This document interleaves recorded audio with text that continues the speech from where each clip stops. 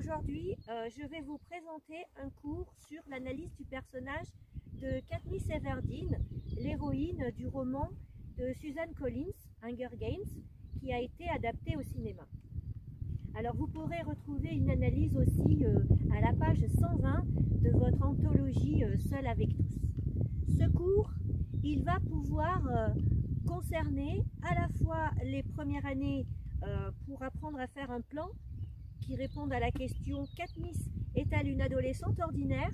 et il concerne bien sûr les deuxièmes années pour le thème « Seul avec tous ». Alors j'ai choisi de faire cette vidéo à cheval car notre cheval Pépi a eu sa photo dans le magazine Vogue à côté de Jennifer Lawrence, l'actrice qui joue le rôle de Katniss dans le film. Et donc je remercie Julie de Varroquier pour cette jolie photo qu'elle a retouchée de sa tête. Alors je vais vous laisser lire les 3 extraits sur lesquels nous allons travailler aujourd'hui. Voilà, je vais vous les afficher à l'écran et je vous les enverrai sur École Directe. Alors il faut d'abord comprendre la question. Pour cela, on peut chercher les mots-clés. Donc nous avons le mot adolescence.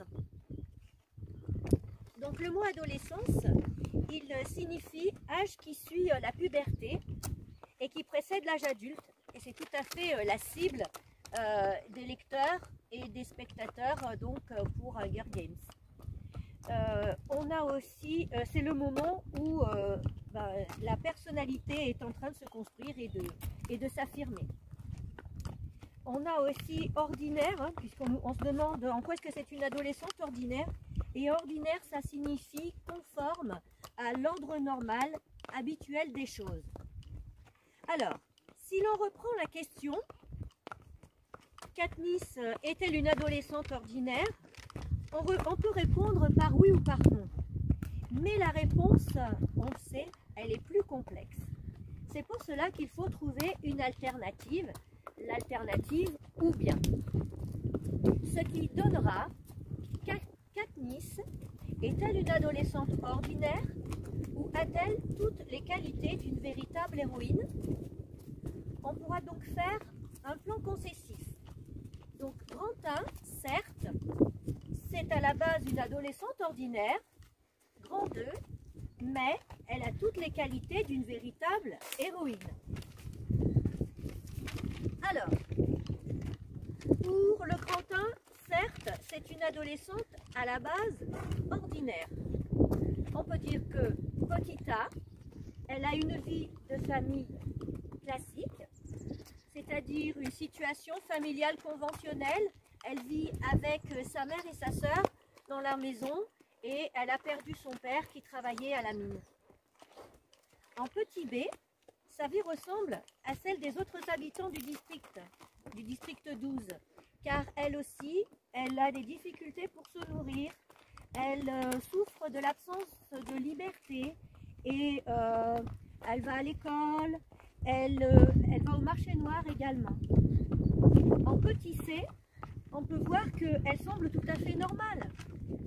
D'abord parce que son physique ressemble à tous ceux des habitants du district 12, les mêmes cheveux, le même teint de peau, les yeux gris, et puis surtout parce qu'elle tient sa langue, elle est silencieuse à l'école, elle ne se fait pas remarquer.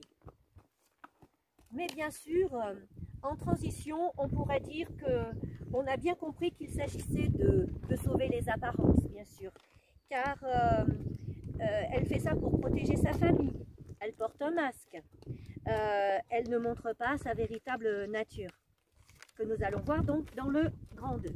Et dans le grand 2, nous dirons, mais elle a toutes les qualités d'une véritable héroïne.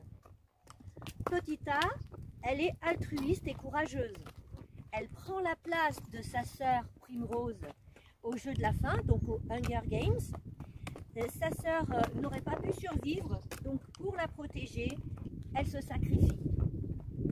En petit B, on voit que c'est un fin stratège, parce que d'une part, elle sait ce qu'elle doit faire pour mettre toutes les chances de son côté, et cacher ses sentiments. Elle rejette les marques d'affection de sa sœur pour ne pas être prise pour une personne faible. Également, lorsqu'elle est jugée par un jury, elle va décider de décocher une flèche dans la bouche du cochon qui est sur la table des juges, de manière à attirer leur attention, à faire vraiment un coup d'éclat. En petit c, nous allons voir que c'est une athlète de très haut niveau. En effet, elle est rapide, précise, elle sait tirer à l'arc, elle a la souplesse et l'agilité d'une gymnaste. Donc, en conclusion, c'est vraiment un personnage très intéressant pour l'étude du thème Seule avec tous, parce qu'elle symbolise l'insoumission citoyenne, seule contre le système. Elle incarne une nouvelle forme de désobéissance civile et elle des valeurs aussi. Donc nous avons tous besoin des autres. Voilà, je termine cette vidéo et je vous dis à bientôt pour